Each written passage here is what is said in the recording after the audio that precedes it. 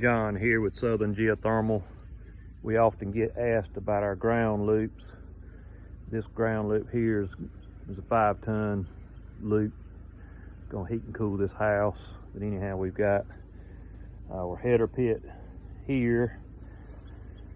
1, 2, 3 trenches going out through the yard. They're 250 foot each. We've got one more to put in.